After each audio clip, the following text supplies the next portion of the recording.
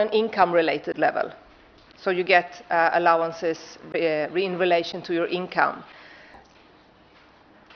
There, the blue thick line. And then you have 3 months on a fixed low level. So you have in total 16 months. But the 13 months are with allowances that people can live on. And you have 2 months reserved per parent, 2 mommy days and 2 mommy months and 2 daddy months that can be used whenever.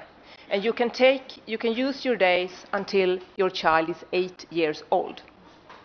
So 8 years, you have 8 years to use your days.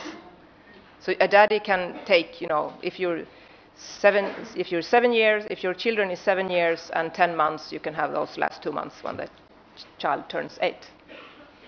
And you also have what we call 10 daddy days in the beginning of at birth.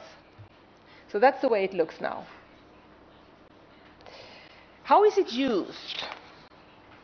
Well, as Gertrud told you, when the gender-neutral parental allowance system was introduced in Sweden in '74, it was unique.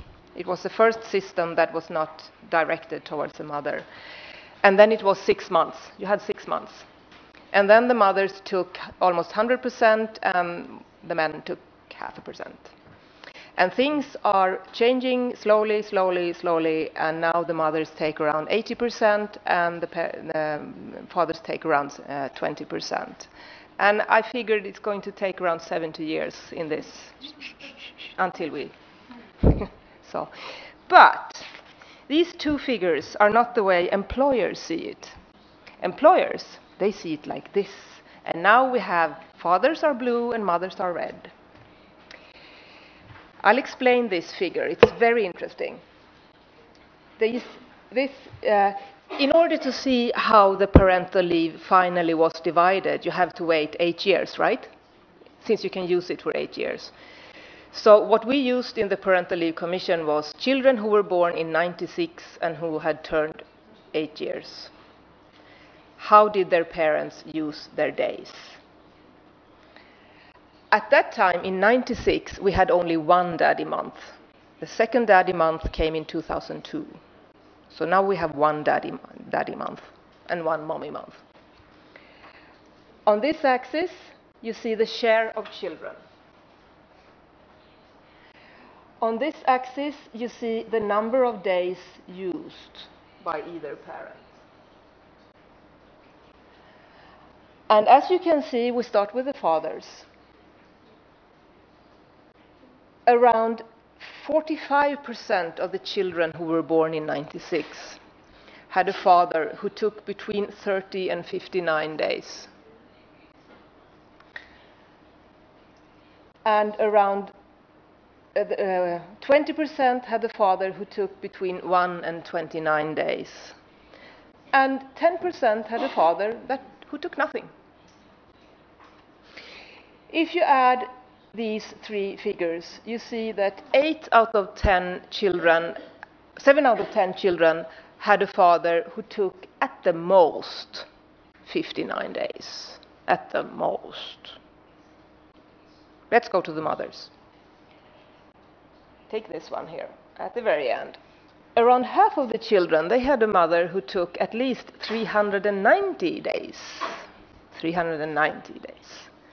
And if you take these 2 and add on this one, these 2, and add on this one, you see that 8 of 10 children had a mother who took at least 330 days of absence from work. And 7 out of 10 children had a father who took at the most 59 days absence from work. And the difference is even wider because you can take parental allowance Monday through Friday, not Sunday, Saturday, Saturday, Sunday. Save those days for Monday, Tuesday, so you can prolong the time period when you are out of work. Who do that? Men or women? Women, only women. Very, very few men, and almost no men, but it's common among women. So employers would take these and push them even a little bit more to the right. You see what I mean? Yeah? So this employer knows this. This is common knowledge. I tell you no secrets. So now I will make a little quiz here. And if you don't look at the papers, please, just don't look at your papers, because this is a quiz. I will now ask you to decide whether these statements are true or not.